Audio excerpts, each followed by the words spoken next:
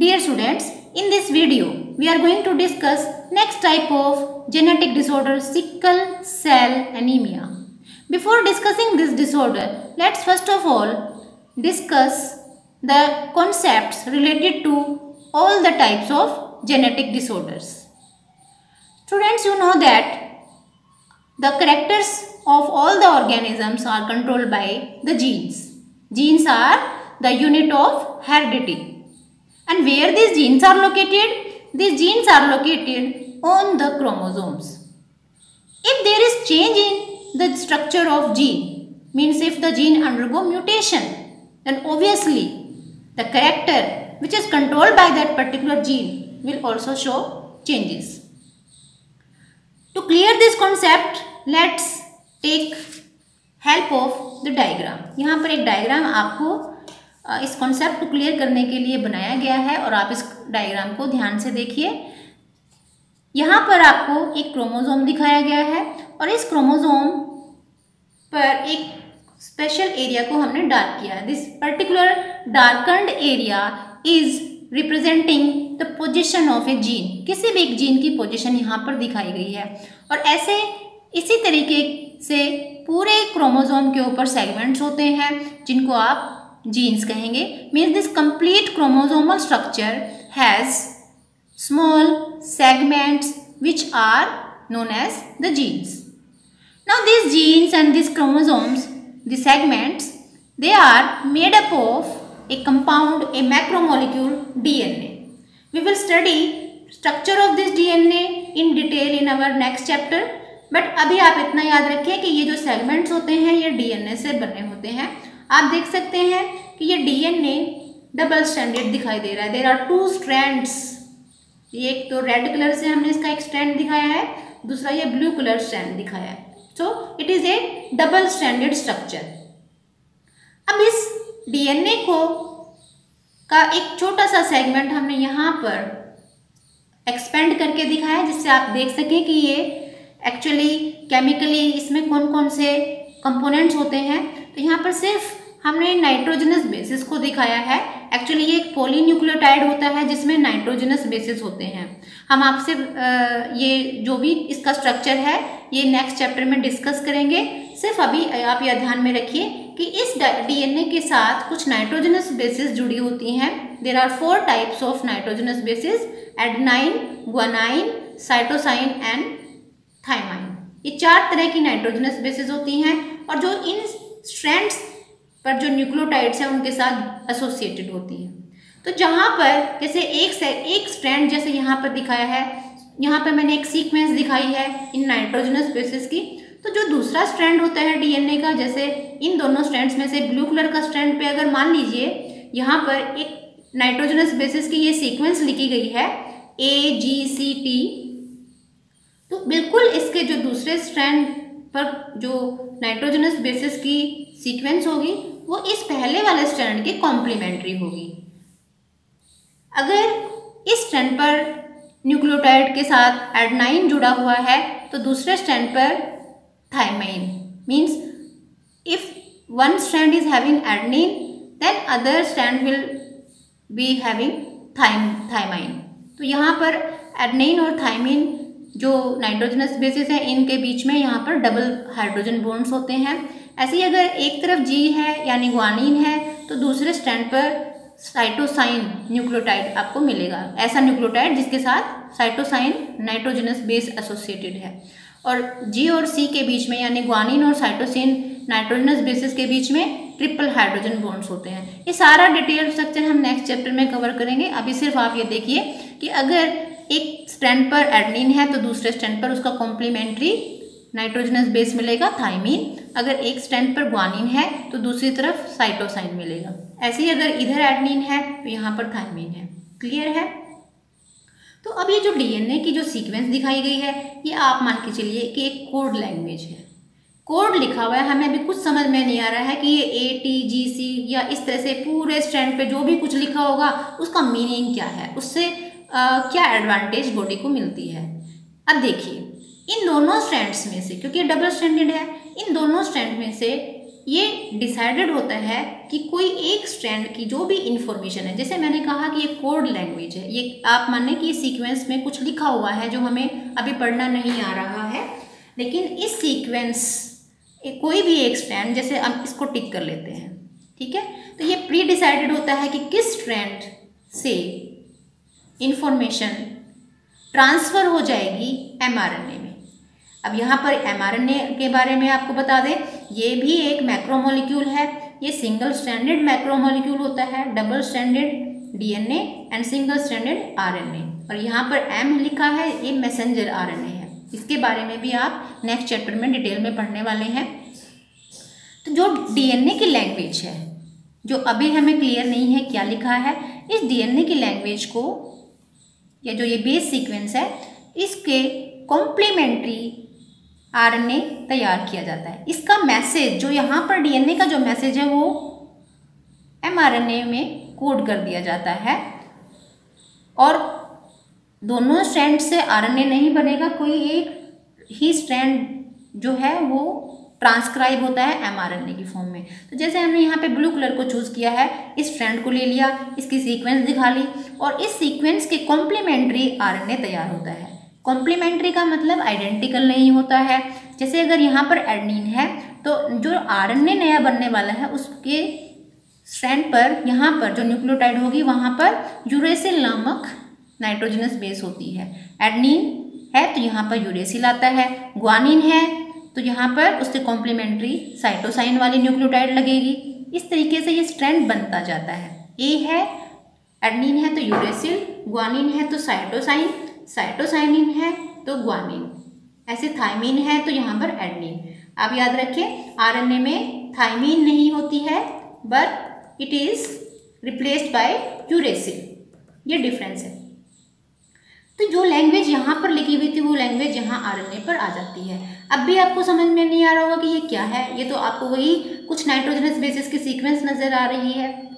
अब क्या होता है कि सेल में ऐसी मशीनरी होती है जो इसको डिकोड कर सकती है, इसकी डेसिफियरिंग की जा सकती है, और वो कैसे होगी, वो ट्रांसलेशन प्रोसेस से होती है, ये भी हम नेक्स्ट चैप्टर में पढ़ेंगे। तो आप देखिए जो भी इस पे कोड लैंग्वेज लिखी है उस कोड लैंग्वेज को डिकोड किया जाता है और उससे प्रोटीन्स की चेन बनती है। तो जो यहाँ पर DNA पे जो भी कुछ लिखा था, ये जो लैंग्वेज थी, कोड लैंग्वेज थी, ये कोड लैंग्वेज ट्रांसफ़र किस में कर दी गई, mRNA में। और mRNA से जो लैंग्वेज, जो मैसेज DNA का एक्चुअली था, वो मैसेज किस चीज़ में डिकोड कर दिया गया, डेसिफर कर दिया गया in the form of A protein chain. Protein की जो चेन होती है वो अमीनो एसिड से बनी होती है। जैसे हमें यहाँ पर ये जो दिखाए हैं, ये प्रोटीन्स के जो चेन दिखाई है ये अमीनो एसिड्स दिखाए गए हैं। तो ऐसे अमीनो एसिड्स एक के साथ दूसरे के साथ जुड़ के पॉलीपेप्टाइड चेन बनाते हैं। ये आपको ये जो दिखाई दे रहा है ये बॉन्ड्स हैं, पेप्टाइड बॉन्ड्स हैं जो एक अमीनो एसिड को दूसरे के साथ जोड़ते हैं। और ऐसे हजारों की संख्या में प्रोटीन ये अमीनो एसिड जुड़ जाते हैं और एक चेन बनाते हैं, जिसको आप बाद में जब वो उसकी स्ट्रक्चरल ट्रांसफॉर्मेशन होती है तो वो बाद में प्रोटीन कहलाता है, जो सेल में कोई एक पर्टिकुलर फीचर देता है। तो अब देखिए यहाँ से शुरू दोबारा से होते हैं। जीन्स हमने कहा कि कोई कैरेक्टर को कंट्रोल करती है, लेकिन जीन्स किससे बनी है, DNA से बनी है। DNA तो एक आपको डबल स्टैंडर्ड सा कुछ स्ट्रक्चर दिखाई दे रहा है जिसपे कुछ नाइट्रोजनस बेसिस दिखाई दे रही है। तो ये कैरेक्टर्स कैसे डिसाइड करेगा, DNA कैरेक्टर कुछ ऐसे डिसाइड करता है कि इसके पास एक स्पेशल सीक्वेंस होती है नाइट्रोजनस बेसिस की। वो नाइट्रोजनस बेसिस की सीक्वेंस mRNA में ट्रांसफ़र की जाती है, और mRNA के ऊपर जो ये लैंग्वेज आई है, जो मैसेज उस DNA का आया है, उसके अकॉर्डिंगली एक प्रोटीन की चेन डेवलप की जाती है, बनाई जाती है। और जैसा हमारा प्रोटीन बनेगा वैसे ही हमारे फीचर्स आएंगे। हमारे जो भी कैरेक्टर्स नज़र आते हैं वो प्रोटीन्स की वजह से नज़र आते हैं। और प्रोटीन कैसा बनेगा ये कौन डिसाइड करेगा, प्रोटीन कैसा बनेगा ये डिसाइड होता है कि इसमें कौन कौन से अमीनो एसिड जुड़े हुए हैं। अमीनो एसिड की सीक्वेंस कौन डिसाइड करेगा, this will be decided by the message on this mRNA, sequence of this nitrogenous bases on this mRNA. Who will decide the sequence of these nitrogenous bases on this mRNA? It will be decided by the sequence of DNA. तो यहाँ से ये जो protein बना है ये कौन decide कर रहा है? Actually this is decided by the DNA. अगर डीएनए में कोई चेंज आ जाता है, ये सीक्वेंस जैसे एक लिखी हुई है, एक कोड लैंग्वेज लिखी हुई है, अगर ये कोड लैंग्वेज में थोड़ा सा भी चेंज आ जाए तो ऑब्वियसली जो मैसेज है एमआरएनए में वो चेंज होकर जाएगा। एमआरएनए में जब मैसेज चेंज होकर जा रहा है तो प्रोटीन की चेंज में चेंज आ जाएगा, क्योंकि यहाँ पे जो अमीनो एसिड्स लगने हैं वो अलग तरह के लगेंगे। आपको बात समझ में आ गई कि जो डीएनए है उसकी लैंग्वेज एमआरएनए में ट्रांसफ़र की जाती है। एमआरएनए से जो मैसेज है वो रीड करके एक अमीनो एसिड की सीक्वेंस बनाई जाती है, और अमीनो एसिड की सीक्वेंस डिसाइड करती है कि प्रोटीन की नेचर कैसी होगी। तो जैसा प्रोटीन होगा वैसे ही हमारा कैरेक्टर आते हैं। अगर डीएनए की सीक्वेंस में कोई चेंज आता है, एमआरएनए चेंज हो जाएगा। एमआरएनए चेंज हुआ तो ये अमीनो एसिड की सीक्वेंस चेंज हो जाएगी और हमारा वो कैरेक्टर भी हमें चेंज नज़र आता है।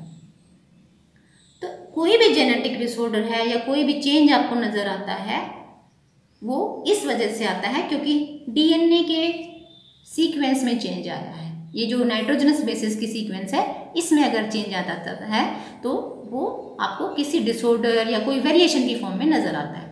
तो बिल्कुल ऐसे ही हम आज पढ़ने वाले हैं एक ऐसे डिसऑर्डर के बारे में जिसको आप सिकल सेल एनीमिया कहते हैं। अब इसे सिकल सेल एनीमिया क्यों कहते हैं? सबसे पहले तो एनीमिया जान लें। एनीमिया का मतलब होता है कि हीमोग्लोबिन किसी वजह से हीमोग्लोबिन की डेफिशिएंसी अगर बॉडी में हो जाती है तो हम उसे एनीमिया कहते हैं।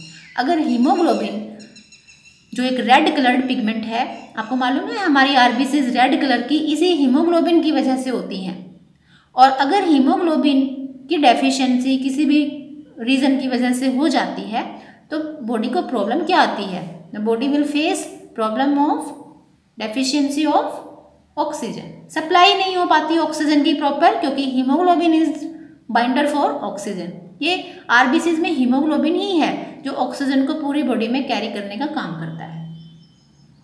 तो एनीमिया का मतलब तो आपको समझ में आ गया कि यहाँ पर हीमोग्लोबिन से जुड़ा हुआ कोई इशू है, बॉडी को ऑक्सीजन डेफिशिएंसी फेस करनी पड़ेगी।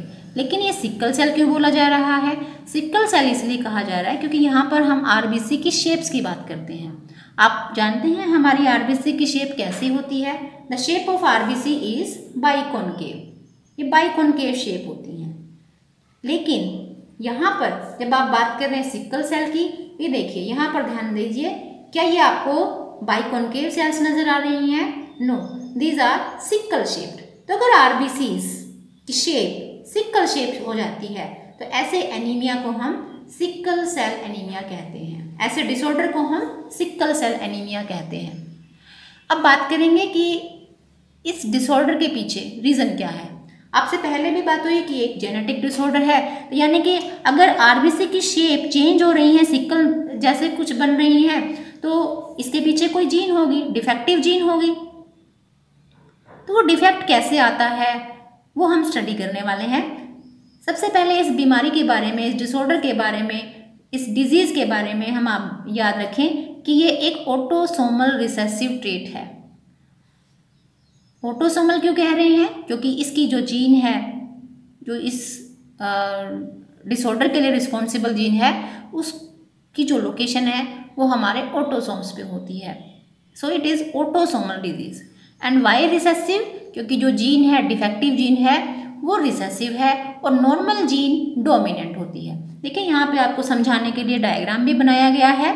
आप देखिए ये एक क्रोमोसोम है और ये क्रोमोसोम है 11th chromosome of our body. हमारी सेल्स में जो 11th क्रोमोसोम है, आपको मालूम है हमारे पास 46 क्रोमोसोम्स होते हैं या 23 पेयर्स ऑफ क्रोमोसोम्स हैं। तो उन 46 क्रोमोसोम्स में से जो 11th क्रोमोसोम है उस क्रोमोसोम को हमने यहाँ पे दिखाया है, और इस क्रोमोसोम पे यहाँ मान लीजिए एक लोकस दिखाया जहाँ पर ये जीन दिखाई जा रही है। इस जीन को हमने लिखा HBA। ठीक है, तो इस जीन का जो रिप्रेजेंटेशन है HBA, एक्चुअली ये एक नॉर्मल जीन है। अगर ये जीन डिफेक्टिव नहीं है, जिसको आपने HBA नाम दिया है, तो बॉडी में ये डिसऑर्डर डेवलप नहीं होता है। सिकल सेल एनीमिया कोई डिसऑर्डर हमारे बॉडी में नहीं होगा अगर gene is present in the form of HbA, अगर ये नॉर्मल जीन है तो। लेकिन अगर इसमें डिफेक्ट आ जाता है, तो जैसे हमने यहाँ पर डिफेक्टिव जीन दिखाई है, इसको हम सिंबल यूज करेंगे इसके लिए HbS, ठीक है। तो ये नॉर्मल जीन का सिंबल है और ये एबनॉर्मल जीन का सिंबल है। जैसे यहाँ पे दिखा है HbA is representing the normal gene, HbS is representing the defective gene, ठीक है। अब देखिए, ये एक ऑटोसोमल रिसेसिव ट्रेट है, यानी HbA ये जीन डोमिनेटिंग है। किसके ऊपर डोमिनेटिंग है? HbS जीन के ऊपर। तो अगर HbA जीन HbS यानी डिफेक्टिव जीन के ऊपर डोमिनेटिंग है, तो हमारे पास 3 तरह के ऑफ जो इंडिविजुअल्स पॉपुलेशन में हो सकते हैं। जैसे यहाँ पर आप इसको देखें, there are 3 types of individuals. HbA ये दोनों नॉर्मल जीन्स हैं, तो ये एक नॉर्मल इंडिविजुअल है, there is no disorder in this individual. दूसरे तरह के जो ऑर्गेनिजम्स और जो मेंबर्स हो सकते हैं पॉपुलेशन में, वो हैं HbA HbS टाइप के। जैसे इनको आप कैरियर कहेंगे। Why carrier? देखिए ध्यान दीजिए, इसको हम कैरियर क्यों कह रहे हैं? क्योंकि अभी आपको बताया कि HbA gene is dominating over the defective gene. जो नॉर्मल जीन है वो डिफेक्टिव के ऊपर डोमिनेट करती है। तो ऐसे इंडिविजुअल में क्या वो आपको डिसऑर्डर नजर आएगा? जो इस HbS की वजह से डिफेक्ट नजर आना चाहिए, क्या वो आपको डिफेक्ट ऐसे इंडिविजुअल में नजर आएगा जो हेटेरोजाइगस है? नहीं आएगा, क्योंकि जीन रिसेसिव है। ये अपने आप को सिर्फ तभी एक्सप्रेस करेगी जब ये होमोजाइगस कंडीशन में होगी। तो पॉपुलेशन में जैसे ये मेंबर है, ये तो नॉर्मल ही है, क्योंकि दोनों ही जीन्स इनके पास, दोनों ही एलील्स इनके पास कैसी हैं? नॉर्मल हैं। ये वाले इंडिविजुअल जिनमें से एक तो नॉर्मल एलील है और दूसरी एलील इनकी डिफेक्टिव है, तो ये कैरियर बोले जाते हैं। इनके अंदर वो डिफेक्टिव जीन तो है, लेकिन वो एक्सप्रेस नहीं करती क्योंकि वो रिसेसिव है। लेकिन अगर ये केस हो तो HbS यानी दोनों ही क्रोमोसोम्स के ऊपर डिफेक्टिव जीन हो, तो ऐसे इंडिविजुअल्स अफेक्टेड बोले जाते हैं। So there are 3 types of individuals possible in a population: normal individuals, carrier individuals and affected individuals. ठीक है, ये तो बात हुई डिफेक्टिव जीन की और नॉर्मल जीन की। अब अगर किसी इंडिविजुअल में ये डिफेक्टिव जीन है तो उसके बॉडी में हमें क्या चेंज नजर आएंगे? मतलब सिकल सेल एनीमिया में जो ये जीन में डिफेक्ट आया है, इसको हम डीएनए लेवल पे एक बार स्टडी करते हैं। जैसे आपको यहाँ पे बताया था कि अगर इस डीएनए की सीक्वेंस में कहीं चेंज आता है, इसकी कोड लैंग्वेज में चेंज आता है, तो वो रॉन्ग लैंग्वेज ही एमआरएनए को पास हो जाती है। वो रॉन्ग मैसेज एमआरएनए को पास हुआ तो वो रॉन्ग एमआरएनए जो मैसेज में डिफेक्टिव जो मैसेज है उसका बिल्कुल उसी के अकॉर्डिंगली प्रोटीन चेन बना ली जाती है। तो क्या ये प्रोटीन चेन नॉर्मल होगी? नहीं होगी, क्योंकि ये प्रोटीन चेन चेंज हो चुकी है। ये चेंज क्यों हुई? इसमें अमीनो एसिड की सीक्वेंस किसने बदली है?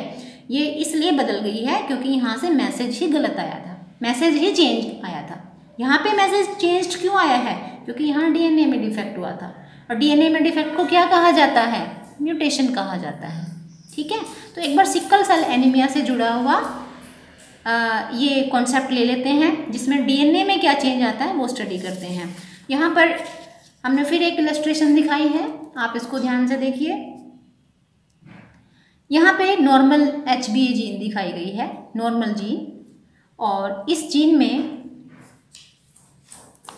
आप इससे रिलेट करें ये जो सीक्वेंस है, जैसे मान लीजिए ये एक सीक्वेंस दिखाई गई है, ठीक है, बिल्कुल ऐसी, ये डबल स्ट्रैंडेड डीएनए है और इसकी ये सीक्वेंस दिखाई गई है। तो नॉर्मल जीन में देखिए अब क्या दिखाई दे रहा है, ये 2 स्ट्रैंड्स हैं, एक स्ट्रैंड ये हुआ और दूसरा स्ट्रैंड ये हुआ। इस स्ट्रैंड पे हमने पूरे पे सीक्वेंस क्या लिखी हुई है हम वो नहीं दिखा रहे, सिर्फ एक थोड़ा सा एरिया को हमने हाईलाइट किया है। तो डीएनए के एक स्ट्रैंड पे लिखा हुआ है सीक्वेंस CTC, यानी साइटोसाइन, फिर थायमीन, फिर साइटोसाइन, ऐसे कुछ लिखा हुआ है, ये लैंग्वेज लिखी हुई है। और बिल्कुल इसके दूसरा स्ट्रैंड है उस पर से कॉम्प्लीमेंट्री लैंग्वेज होगी, कॉम्प्लीमेंट्री सीक्वेंस होगी। तो अगर C है तो इधर को G आएगा, टी है यानी थाइमिन है तो इधर को एडनिन आता है, साइटोसाइनिन है तो यहाँ पर ग्वानिन आएगा। तो जो हमने एक स्ट्रैंड पर जो लैंग्वेज लिखी है बिल्कुल उसकी कॉम्प्लीमेंट्री सीक्वेंस न्यूक्लियोटाइड्स की हमने यहाँ पर रिप्रेजेंट की है। ठीक है, अभी हम नॉर्मल जीन की बात कर रहे हैं। अब देखिए, आपको ये कहा था कि 2 स्ट्रैंड्स होते हैं, इनमें से कोई एक स्ट्रैंड के कॉम्प्लीमेंट्री ही उसका मैसेज, ये कोड लैंग्वेज हुई।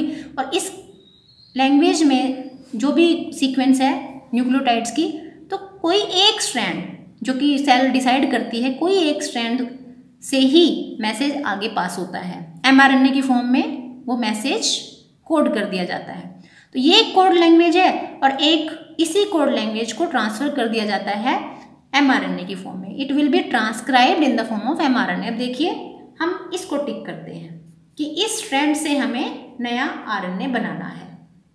तो देखिए, अगर यहाँ C है तो यहाँ पर इसका कॉम्प्लीमेंट्री क्या आ गया, ग्वानिन। अगर यहाँ थाइमिन था तो इसका कॉम्प्लीमेंट्री यहाँ पर क्या आया, एडनिन। यहाँ पर अगर C है तो यहाँ पर ग्वानिन आ गया। ठीक है, तो इस स्ट्रैंड से हमने एक कॉम्प्लीमेंट्री RNA बनाया है। ये जो लैंग्वेज थी कोड लैंग्वेज, ये कोड लैंग्वेज mRNA को ट्रांसफर कर दी गई है। अब mRNA ये जो लैंग्वेज इस पे आ गई है, इसकी हेल्प से क्या करेगा, इसकी हेल्प से अमीनो एसिड की चेन बनाई जाएगी। तो यहाँ पे हमने अमीनो एसिड की एक चेन दिखाई है, आप ध्यान से देखिए। और आपको हम फिर बता रहे हैं, ये तो DNA का सिर्फ एक छोटा सा पीस दिखाया गया है, छोटा सा mRNA का पीस दिखाया गया है और छोटी सी एक प्रोटीन की चेन दिखाई गई है। एक्चुअल में ये बहुत ज़्यादा लंबी चेन्स होती हैं। यहाँ पे तो आपको सिर्फ समझाने के लिए सिर्फ 7 ही अमीनो एसिड दिखाए गए हैं। ठीक है, तो जैसे ये आपके पास नॉर्मल मैसेज है, नॉर्मल DNA है, नॉर्मल मैसेज आया है। तो आप देखिए, फर्स्ट पोजीशन पे यहाँ पे वेलाइन, सेकंड पोजीशन पे हिस्टामाइन, थर्ड पोजीशन पे लुसाइन, फोर्थ पोजीशन पे थ्यूरेनाइन, फिफ्थ पे प्रोलीन, सिक्स्थ पे ग्लूटामाइन और सेवन्थ पे ग्लूटामिन। आपको ये सारा सीक्वेंस याद करने की जरूरत नहीं है, सिर्फ आप 6th पोजीशन की याद रख सकते हैं। आप यहाँ पर सिर्फ ब्लैंक भी छोड़ सकते हैं, सिर्फ 6th पोजीशन पे आप याद रखिए कि 6th पोजीशन पर इस GAG मैसेज की वजह से यहाँ पर ग्लूटामाइन लगेगा। ये डिसाइडेड है कि GAG की वजह से यहाँ पर ग्लूटामाइन लगेगा। ठीक है, ये तो हुई नॉर्मल चेन चल रही है। अब देखिए, यहाँ पर अगर कुछ म्यूटेशन हो जाता है इस जीन में, जिसको आप HBA कह रहे हैं, ये नॉर्मल जीन है, और अगर इसमें चेंज आ जाता है तब हम इसको HBS जीन कहेंगे। अब ये चेंज कैसा है, देखिए पहले स्ट्रैंड में जरा सीक्वेंस मैच कीजिए। यहाँ पर साइटोसाइन, ठीक है, यहाँ पर थाइमिन है, लेकिन यहाँ देखिए यहाँ गड़बड़ हो गई है, ये एडनिन लगा दिया है यहाँ पर। तो जहाँ थाइमिन होना चाहिए था वहाँ एडनिन हो गया, और उसके बाद साइटोसिन और नेक्स्ट पूरा का पूरा स्ट्रैंड बिल्कुल ऐसे ही है, सिर्फ एक ही तो गड़बड़ की है, ये छोटे से पॉइंट पर गड़बड़ हुई है। ठीक है, लेकिन इस गड़बड़ से, ये छोटे से चेन से क्या होने वाला है हम आगे देखेंगे।